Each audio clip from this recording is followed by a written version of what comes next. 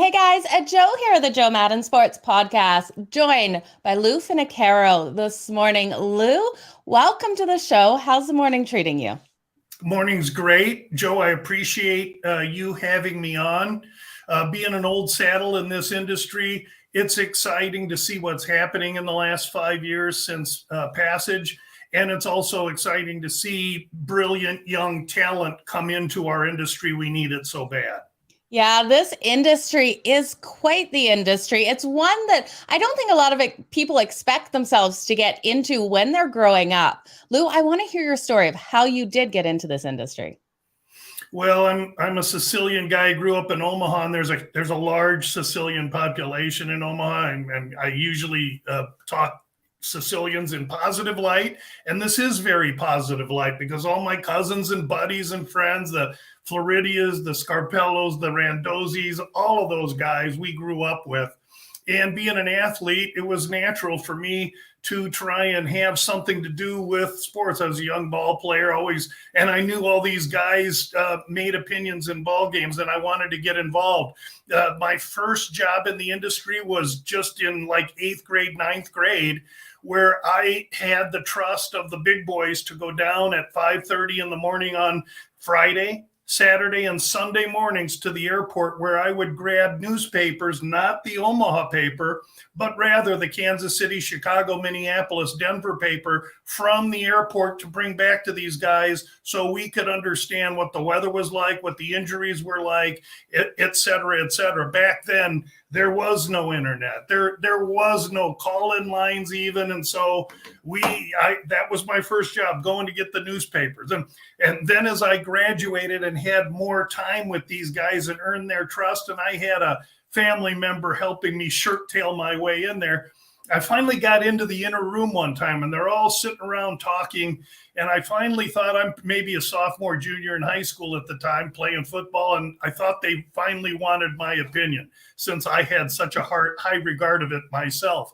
And so they were sitting around talking about 8-4, 7-5. And I'm thinking to myself, a football game that's got 11 people. These guys are talking about 12. What the heck are they talking about? And finally they said, yeah, we'll have 8 mortadella and 4 turkey. Finocchiaro, go get the sandwiches for us. So I graduated into the inner sanctum only to be able to be the runner.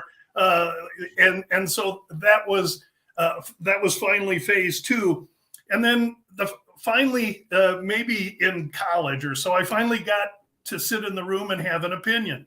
And the first thing I learned was, I'm going to lose my own money at this. And by that, I mean, we sat around the room, there were 10 guys, and it was a Packers-Bears Monday Night Football game. I'll never forget it because I knew the Packers were going to win this game. And so they went around the room, and this guy talked Bears, that guy, Bears, Bears, Bears, Bears. 15 guys came to me. What'd I say? The Bears. Because I let them talk me into it. Yeah. And I didn't have enough confidence in my own handicapping to know what happened. Of course, the Packers beat them. So lesson learned. And the one that I will pass on to anyone, do your own handicapping, trust your own work, and lose your own money. Yeah, absolutely, Lou. What a great lesson there, because I know I've been put in the situation where I've had such a strong feeling about something, and then all day long, I've heard people just go exact opposite, just like you said.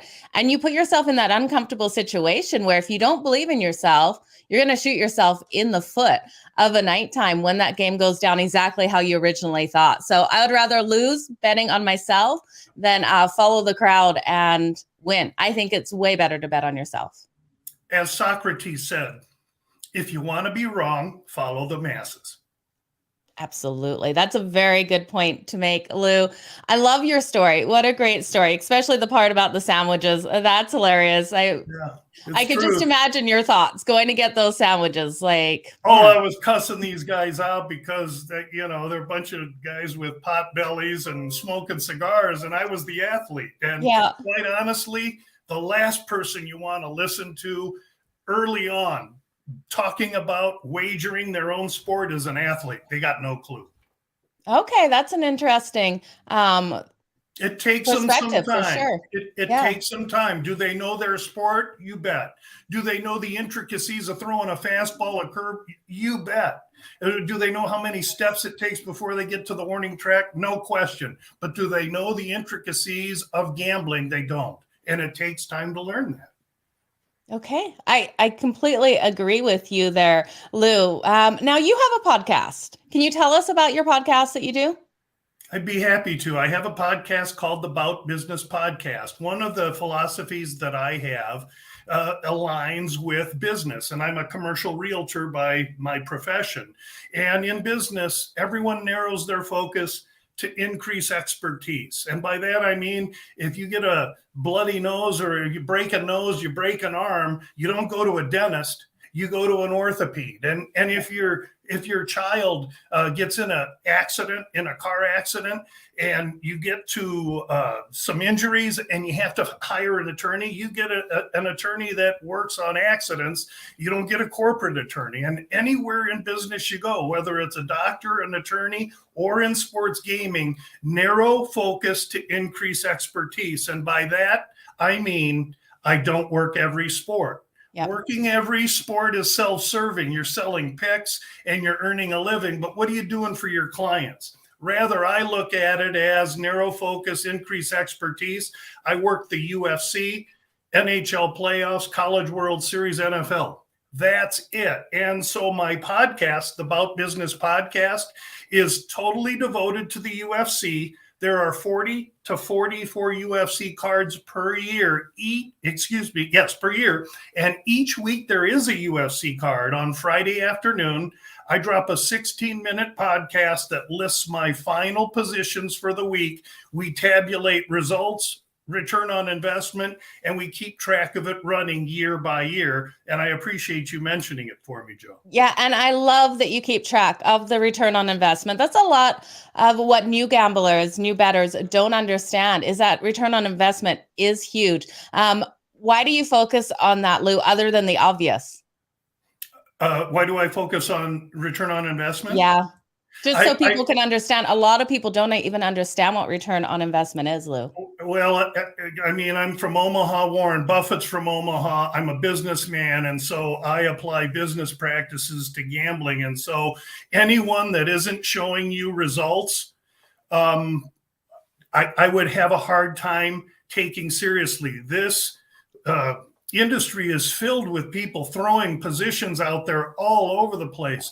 But there's very, very few that are transparent and show you what they bet, how much they bet, and what the running results are. In fact, show me another 3 or 4 besides me, and I'd really be interested in knowing who they are. Now, they're out there, and they're good, and they've been doing it for a while. And those that don't, you can draw your own conclusions.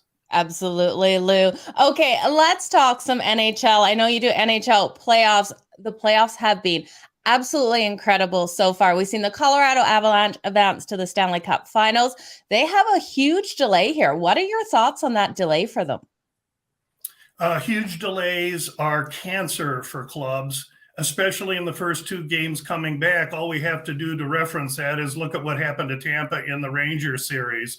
It took them a while after 8 days off to get their legs under them. And that's what happens. Most people believe that the rest is going to benefit the team, and it does in the long term, not in game 1, especially in game 1. And so Colorado, right now, they're really working on getting healthy and trying to keep their legs under them in preparation for an Eastern team that's going to come to them, and it could be in another 6 days. So they're going to have to try and stay sharp and fresh, and it's going to be a tough task for them, I believe. Yeah, absolutely. So we have the Tampa Bay Lightning, New York Rangers playing tonight in the Garden. This should be a great game. The Rangers, underdogs again, plus 110 on the money line, give or take. And the Tampa Bay Lightning coming in here at minus 130. We've got the total sitting again at 5.5. Lou, what are your takes on this game tonight?